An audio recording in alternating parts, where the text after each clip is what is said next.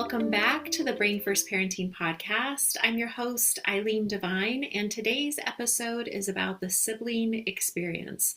Now, I know that you already know how hard it is for the other kids in your home when you have a child who really struggles behaviorally and the impact that that has on those siblings who are in the home. I know that it is what keeps you up at night. For the parents that I work with and talk with, it is one of the greatest stressors about this experience, and one that they are constantly trying to figure out, what can I do to help the other kids in the home? So I know that many of you can relate to that. I wanted to record this episode on the sibling experience, not to pile on to the stress that you already feel, that far from it. I want to be able to help you get clarity on what's actually happening for that sibling in your home so that you can then come up with a plan that you feel confident in, that you feel is really going to support them in the ways that they need to. When we are overwhelmed, when there's a lot of stress in our lives, it's hard to get clarity. It's hard to do that on our own. And that's what makes it hard to plan and to think of, what can I do in this situation to help this sibling child that I care so deeply about and have so many concerns about. So at a minimum, I hope that's what this episode will help you with. I also want to mention right off the bat that this will be a two-part series because I like to keep these episodes short for you. And there's a lot to be said here. So this episode is focused on the sibling experience and the themes that come up in that experience. And the next episode will be part 2, where we will talk more about what you as the parent can think about in terms of next steps to take to support those siblings in your home. So over the years, I've had many concerns shared with me from other parents who have kids with complex behaviors. Tell me concerns that highlight just how hard and difficult this experience is. They say things like, I'm worried about my other kids. I know they don't get the best of me because their brother, for example, demands all my time, all my energy. I know that they feel like they're an afterthought, and I feel terrible about it. But I also am not sure what to do about it. Or they'll tell me, I really think that my kids have experienced trauma because of their brother or sister's behaviors. They've lived in a war zone, and I have no idea how to help them. I don't know how I can make it better for them. I've had parents who have decided to split into 2 separate homes, where one parent is going to live with the child who has the intense needs, the challenging behavioral symptoms, and the other parent is going to live with the siblings. And this has nothing to do with them being unhappy, being married to each other. They desperately want to be together as a family, not to mention the financial burden that a plan like this requires or results in. But they don't see any other way to keep everyone in the home safe. So I know that that's how hard it is for some of you right now. You're not alone in that. And it's why I think it's really important for us to be upfront and honest about the intensity and the seriousness of some of your situations, so that you know that you're not alone in it. And, even for those of you who are listening, and this is a challenge, but it hasn't risen maybe to that level, I want you to know that it's still hard, right? It is as hard as you think it is. So with that acknowledgement, let's talk more about some common themes in the sibling experience so that we can be aware of them. And then we can talk about making plans, right, with those themes in mind. The first thing that we as parents need to know and, honestly maybe reckon with a bit is the understanding that the sibling experience mirrors the parent experience. Meaning, our attitude towards our child who struggles will trickle down to their siblings. So if we lead with empathy, they will see that and they will learn to do this as best they can. If we treat our child who's having a hard time as a child who has an illness with behavioral symptoms versus the child who's always intentionally ruining everything, their sibling will follow that path of understanding as well as best they can. Now, we don't need to be perfect here. We just need to be working consistently from a brain first lens, using the language that is reflective of a brain first lens, parenting from a brain first lens, because that communicates through our actions and through our words that the challenging behaviors that their brother or sister experiences are symptoms and reflective of a brain and a nervous system that needs more support, that's really, really fragile. Now, I want to be clear here that this does not mean that we dismiss or we ignore what happened to the sibling and their experience. So, for example, being the target of their brother or sister's behavior, or maybe they have an outing they were very excited about that's now been ruined by their brother or sister and their challenging behavioral symptoms because they weren't able to cope.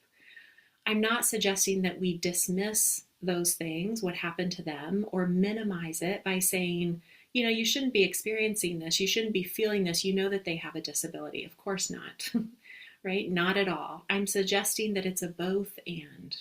It's a both and approach, which can be delicate, it can be tricky, and a bit of a balancing act. So we'll talk more about that in part 2 of this episode series. Another theme in the sibling experience is this pervasive sense of confusion. So, for example, their brother or sister throws something and breaks it. And because you know that there's nothing productive that will come out of addressing it in that escalated, heated moment, you're going to address it, but it's going to be circling back. You're not going to do it in the moment. It can leave that sibling feeling like there's a double standard. Right, that there's just no consequences for their brother or sister's behavior. And that can be really confusing and really difficult for them to come to terms with. There are conflicting feelings, like I feel love for my brother, but I also kind of hate them, right? I feel hatred towards them because of how they behave and what they've done to our family. Or guilt, that they have feelings of hate for their brother or sister for something related to their illness or disability. Guilt that they are healthy when their sibling is not. Feeling embarrassed or ashamed about the way that their sibling behaves. Feeling sympathy for their brother or sister, but also feeling resentment towards them at the same time.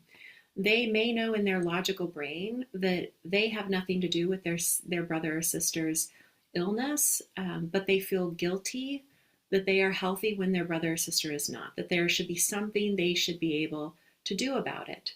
They can feel fiercely protective of their brother or sister, despite, in some cases, being victimized at their hands, right? Those conflicting feelings can be really disorienting to the sibling, especially when they're unprocessed, and they can cause a lot of emotional angst, okay, understandably. Now, these next 2 themes go hand in hand. The first one is one I hear parents express a lot of concern over, and it's when the sibling in their home does not want to burden them, the parent, with anything, because they can see that their parent's plate is already too full with the needs of their brother or sister who struggles. And so they work to be perfect in every aspect of their life, and they keep their personal worries to themselves.